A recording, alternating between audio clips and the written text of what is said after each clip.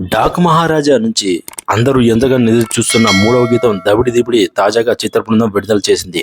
విడుదలైన కొద్ది నిమిషాల్లోనే ఈ పాట సామాజిక మాధ్యమాల్లో ఒక ఊపు ఊపుతుంది. నందమూరి బాలకృష్ణ అంటే డైలాగులుగా పెట్టింది పేరు. అలాంటి బాలకృష్ణ చిత్రంలోని అత్యంత ప్రజాదరణ పొందిన డైలాగ్తో రూపుదిద్దుకున్న దబిడి దిబిడి గీతం అభిమానులకు నిజమైన విందు అనిపిస్తుంది.